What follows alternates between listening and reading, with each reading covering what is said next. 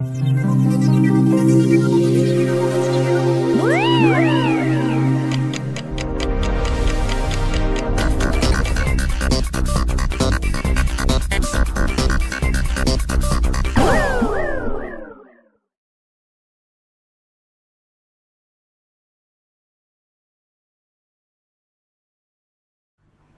class Dinosauria was originally defined by Sir Richard Owen of the Royal Society and Superintendent of the British Museum Natural History Department in 1842.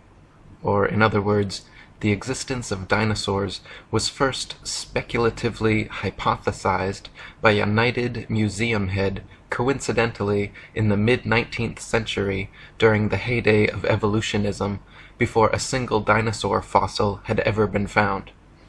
The Masonic media and mainstream press worldwide got to work hyping stories of these supposed long-lost animals, and then, lo and behold, 12 years later, in 1854, Ferdinand Vanderveer Hayden, during his exploration of the upper Missouri River, found proof of Owen's theory.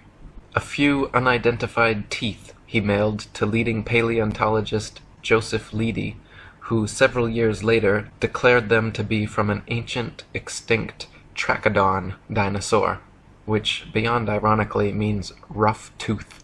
Firstly, it should be needless to say that it is impossible to reconstruct an entire hypothetical ancient animal based on a few teeth. But even more importantly, it is dubious that a myriad of ancient reptile, bird, and reptile mammal transitional forms necessary for the blossoming theory of evolution would be hypothesized and then conveniently discovered by teams of evolutionist archaeologists purposely out looking to find such fossils. And it is even more dubious that such fossils have supposedly existed for millions of years, but were never found by or known to any civilization in the history of humanity until evolutionism's Masonic Renaissance in the mid-19th century. David Wozni wrote, "Why are there no discoveries by Native Americans in all the years previous when they roamed the American continents? There is no belief of dinosaurs in the Native American religion or tradition. For that matter, why were there no discoveries prior to the 19th century in any part of the world? According to the World Book Encyclopedia, before the 1800s, no one ever knew that dinosaurs existed. During the late 1800s and early 1900s, large deposits of dinosaur remains were discovered. Why has man suddenly made all these discoveries? No tribes, cultures, or countries in the world ever discovered a dinosaur bone before the mid-1800s, and then they were suddenly found all over the world in North America, South America, Europe, Asia, Africa, Argentina, Belgium, Mongolia, Tanzania, West Germany, and many other places apparently had large deposits of dinosaur fossils never before seen. All these places were inhabited and well explored for thousands of years before this time. Why had no one ever found a dinosaur fossil before?" According to the book The Dinosaur Project, paleontological journalist Wayne Grady claims the period following this, from around 1870 to 1880, became a period in North America where some of the most underhanded shenanigans in the history of science were conducted. In what was known as the Great Dinosaur Rush, or the Bone Wars, Edward Drinker Cope of the Academy of Natural Sciences and Othniel Marsh of the Peabody Museum of Natural History began a lifelong rivalry and passion for dinosaur hunting. They started out as friends, but became bitter enemies during a legendary feud involving double-crossing, slander, bribery, theft, spying, and destruction of bones by both parties.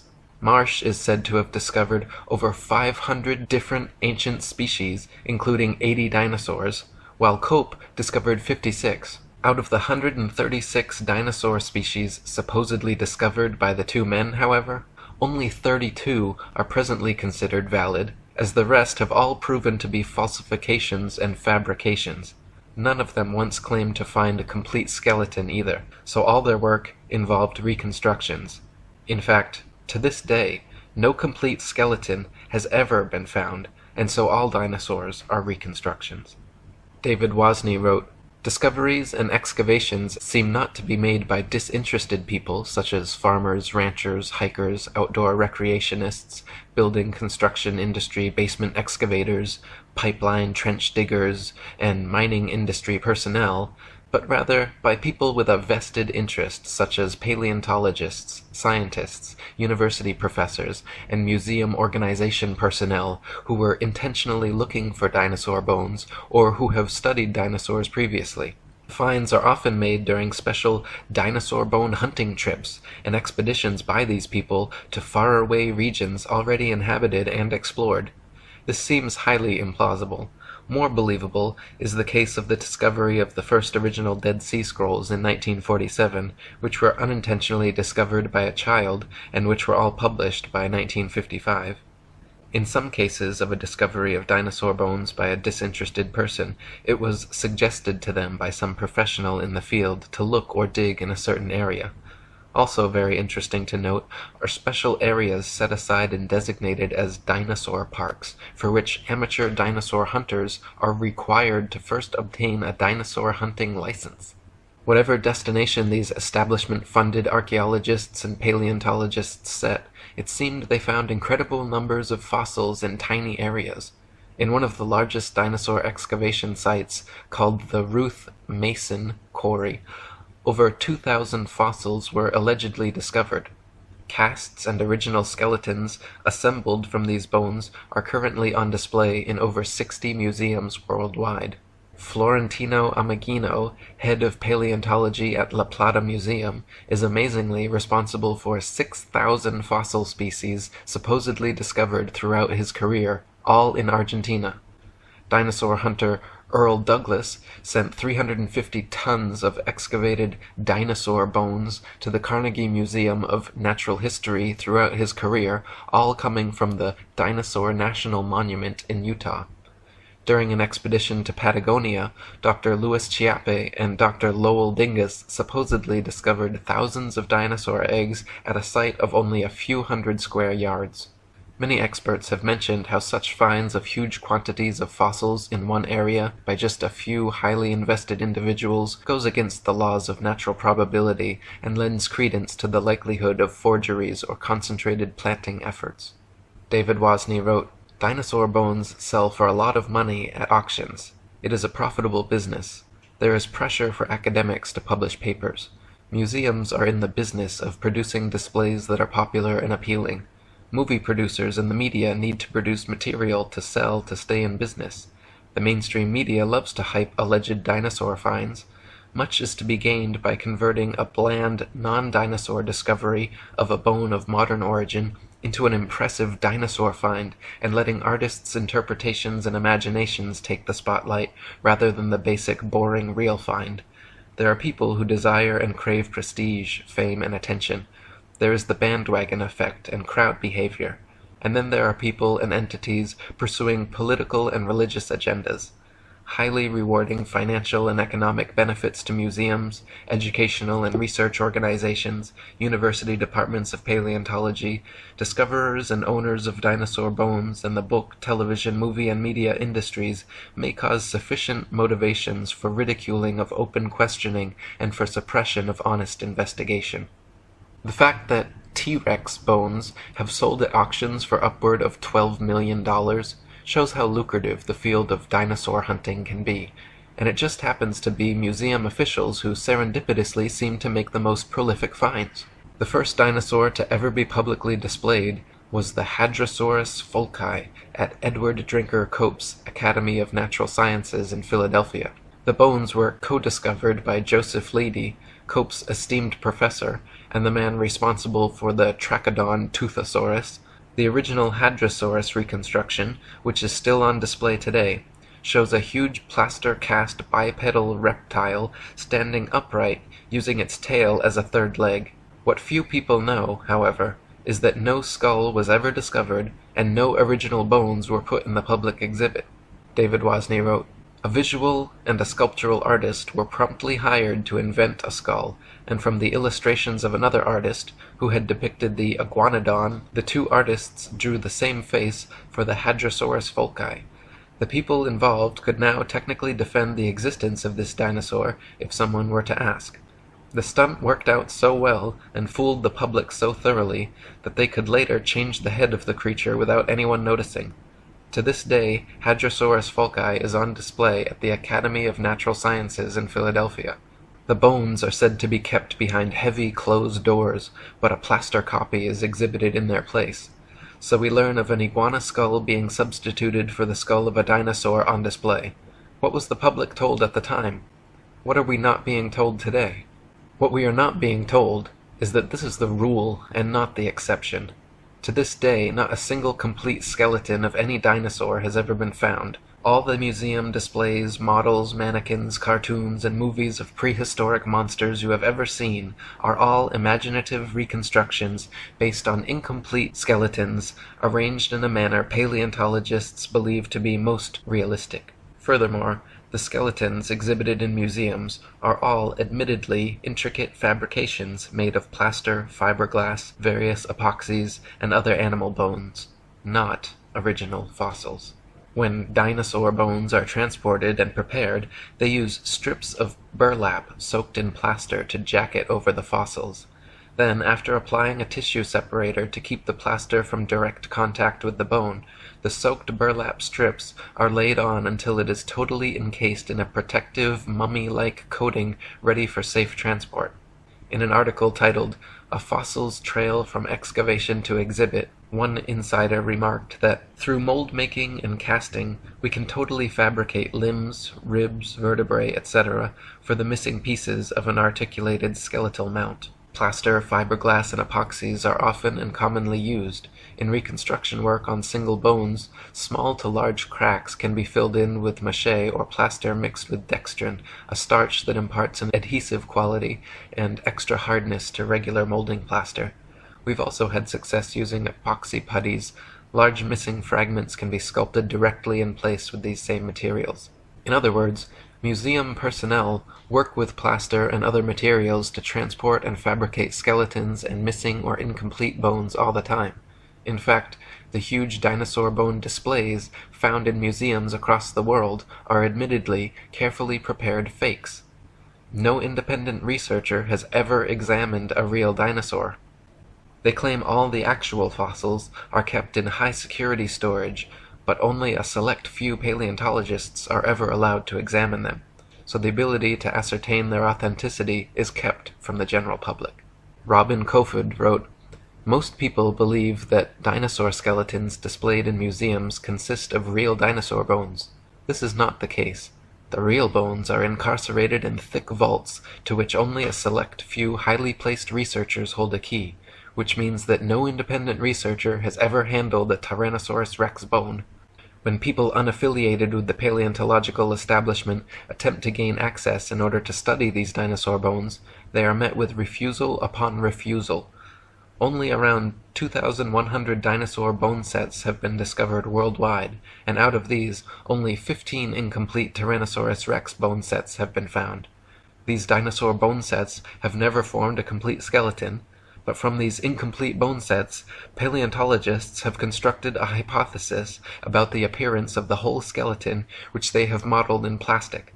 If thousands of long necks and large carnivorous reptiles had really roamed the earth, we wouldn't only have found 2,100 dinosaur bone sets, but millions of bones, with ordinary people tripping over them when digging in their vegetable patches." David Wasney wrote, "When children go to a dinosaur museum, are the displays they see displays of science, or displays of art and science fiction? Are we being deceived and brainwashed at an early age into believing a dinosaur myth? Deep, probing questions need to be asked of the entire dinosaur business. There may have been an ongoing effort since the earliest dinosaur discoveries to plant, mix, and match bones of various animals, such as crocodiles, alligators, iguanas, giraffes, elephants, cattle, kangaroos, ostriches, emus, dolphins, whales, rhinoceroses, etc., to construct and create a new man-made concept, prehistoric animal called the dinosaur. Where bones from existing animals are not satisfactory for deception purposes, plaster substitutes may be manufactured and used. Some materials similar or superior to plasticine clay or plaster of Paris would be suitable. Molds may also be employed. What would be the motivation for such a deceptive endeavor? Obvious motivations include trying to prove evolution, trying to disprove or cast doubt on the Bible and the existence of a God, and trying to disprove the young Earth theory. The dinosaur concept implies that if God exists, he tinkered with his idea of dinosaurs for a while, then probably discarded or became tired of this creation, and then went on to create man. The presented dinosaur historical timeline suggests an imperfect God who came up with the idea of man as an afterthought, thus demoting the biblical idea that God created man in his own image. Type dinosaur skulls into a search engine, and you will find a variety of replicas, tailor-made dinosaurs, and museum-quality skeletons. One of the largest and most renowned suppliers of fake dinosaurs is the Zigong Dino Ocean Art Company in Sichuan, China, which provides natural history museums worldwide with ultra-realistic dinosaur skeletons made from real bones. Chicken, frog, dog, cat, horse, and pig's bones are melted down, mixed with glue, resin, and plaster, then used as base material for recasting as dinosaur bones. They are even given intentional fractures and an antiquated, fossilized look to achieve the right effect. Their website boasts over 62% of our output goes to American and European markets, which means we will understand and are familiar with the intricacies and regulation of exporting to these regions. Since we are a partner of dinosaur museums, all products are made under the guidance of experts of the Chinese Academy of Sciences.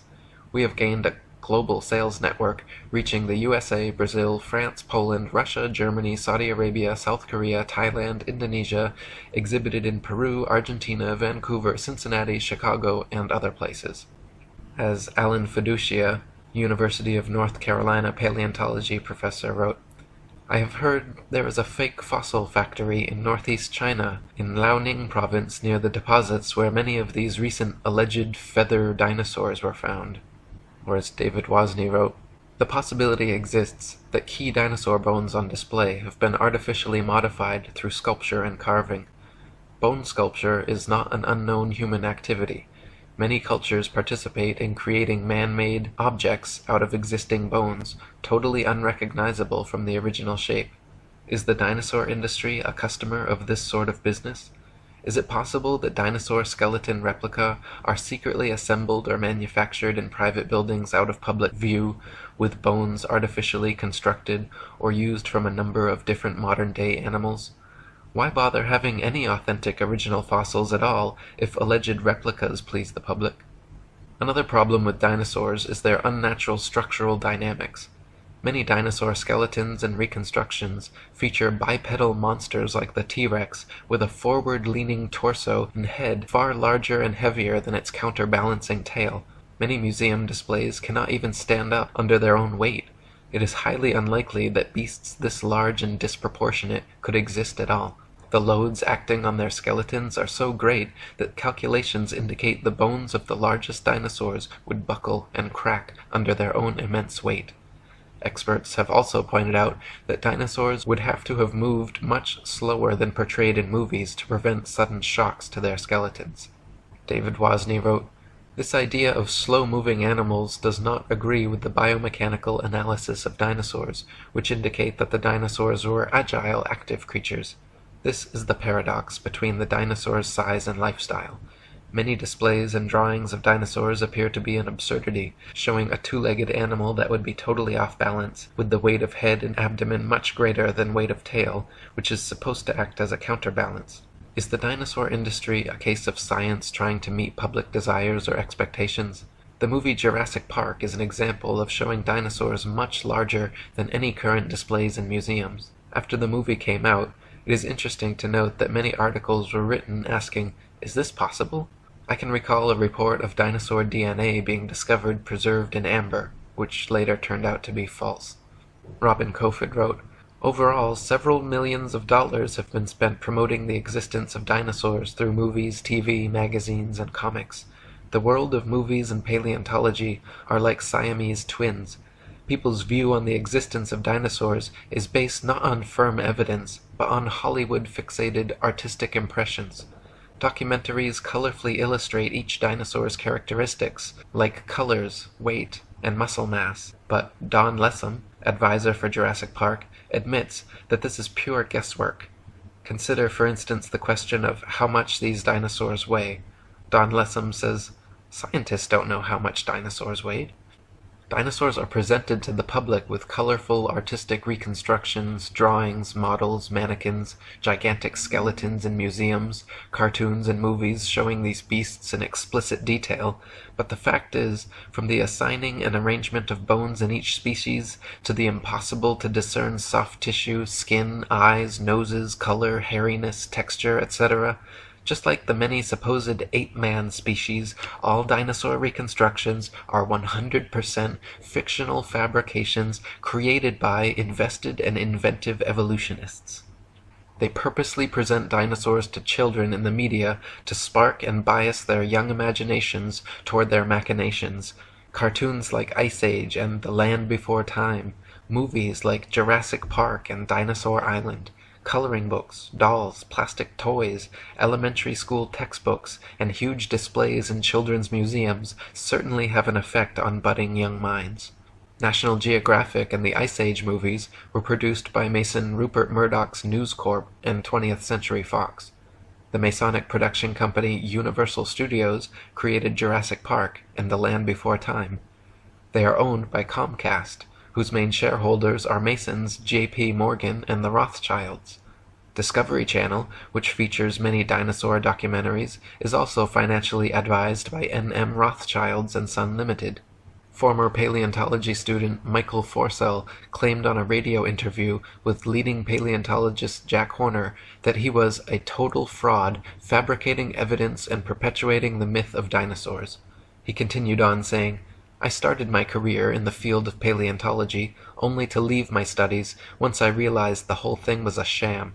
It's nonsense. Most of the so-called skeletons in museums are actually plaster casts. They even do it openly on documentaries now, preserving the bones my ass. I struggled as a student mainly because I could not tell the difference between a fossilized egg and an ordinary rock, and of course there is no difference. I was treated like a leper when I refused to buy into their propaganda and promptly left the course. Dinosaurs never existed. The whole shebang is a freak show. They just grab a couple of old bones and form them into their latest Frankenstein's monster-like exhibit. We are all being fooled, and it's wrong, but together we can stop it." Many claim that since dinosaur fossils have been radiometrically dated to be tens of millions of years old, that their authenticity is thus proven. The fact is, however, that the methods used to date dinosaur fossils involve not measuring the actual fossils, but the rocks near where they are found. Most fossils are found near the surface of the Earth, and if a modern-day animal were to die in the area, paleontologists would be likely to date them the same age.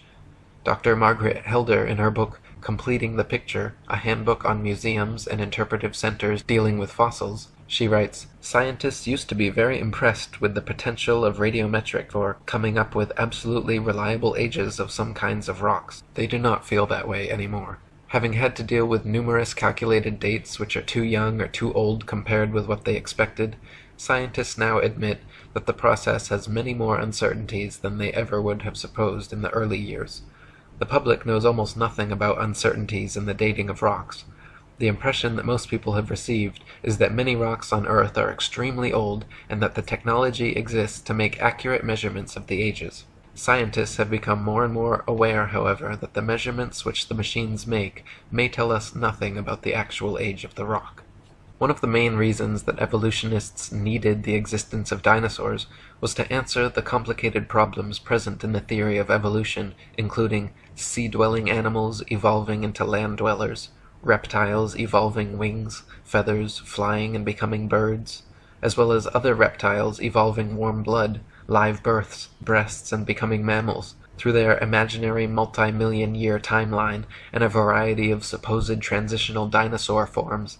The paleontological establishment has been promoting various sea dinosaur, reptile/birds, and reptile/mammals to bridge these gaps. Many professionals and experts in the field have disputed such findings as often as they have been presented, however. Dr. Storrs Olson, a Smithsonian Institute scientist, wrote, The idea of feathered dinosaurs and the theropod origin of birds is being actively promulgated by a cadre of zealous scientists acting in concert with certain editors at Nature and National Geographic, who themselves have become outspoken and highly biased proselytizers of the faith. Truth and careful scientific weighing of evidence have been among the first casualties in their program, which is now fast becoming one of the grander scientific hoaxes of our age. No authentic feathers have ever been found with dinosaur fossils, though a few exposed hoaxes certainly attempted to fake it. Dr. Olson called the adding of feathers to their findings hype, wishful thinking, propaganda, nonsense fantasia, and a hoax. In the 1990s, many fossils with feathers were supposedly discovered in China, suspiciously close to the Zhejiang Dino Ocean Art Company, but when examined, Dr. Timothy Rowe found the so-called Confuciusaurus was an elaborate hoax. He also found the Archaeoraptor, supposedly discovered in the 90s, was composed of bones from 5 different animals. When Dr. Rowe presented his findings to National Geographic, the head scientist reportedly remarked, "Well, all of these have been fiddled with." National Geographic then proceeded with their news conferences and media stories about the Archaeoraptor fossils being genuine and having found the missing link in evolution. Robin Kofod wrote, "In 1999, National Geographic magazine was busted when they presented in a colorful and fancily presented article the missing link, an Archaeoraptor dinosaur, which was supposed to support the basic tenet of evolutionary theory that dinosaurs had slowly developed over millions of years. Their proof consisted of a fossil where carefully arranged bone imprints gave the impression of a creature half dinosaur and half bird. The scam was discovered during a CT scan which uncovered unnatural bone links. National Geographic magazine was later forced to admit, when pressured, that the fossil was man-made." Paleontologists claim that Archaeopteryx is another transitional form of bird evolved from dinosaurs, but this theory falls on its face against overwhelming evidence to the contrary. Other species like Confuciusaurus, Launingornis, and Eolalavis have all been found to be contemporary with the Archaeopteryx and are indistinguishable from present-day birds. Alan Fiducia from University of North Carolina, one of the most famous ornithologists in the world, stated, "I've studied bird skulls for 25 years, and I don't see any similarities whatsoever. I just don't see it. Theropod origin of birds, in my opinion, will be the greatest embarrassment of paleontology of the 20th century." Larry Martin from the University of Kansas, a paleoornithologist, says, "To tell you the truth, if I had to support the dinosaur origin of birds with those characters, I'd be embarrassed every time I had to get up and talk about it." Even if dinosaurs did evolve into birds to fill their evolution gap, it does not explain how something like the common housefly could have evolved. Flies flap their wings simultaneously 500 times per second. Even the slightest dissonance in vibration would cause them to lose balance and fall. But this never happens. How could they evolve such an amazing and specialized ability? Why were dinosaurs never discovered before the evolutionist renaissance in the mid-19th century? Why do paleontologists think they can reconstruct an entire species of ancient animal from a few teeth? Why have so many dinosaur discoveries turned out to be hoaxes? Why are all authentic dinosaur fossils kept under tight lock and key away from any independent analysis? Why has erosion and weathering not destroyed all these supposed prints and fossils that are allegedly millions of years old?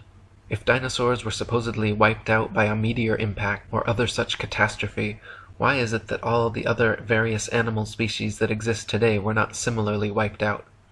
There are many more questions which need to be answered before anyone in their right mind should consider the existence of dinosaurs anything but a convenient evolutionist myth. Robin Kofod wrote, "The paleontological establishment can control which hypotheses will be constructed through textbooks and the curriculum. In this way, students are brainwashed into a pseudo-reality controlled by text material and the teacher's authority. A short practical example. A random dental bone is found at an excavation site, and from this dental bone, the rest of the skeleton is guessed at. We are not kidding about this. The entire dinosaurian field of the paleontological program is a sham."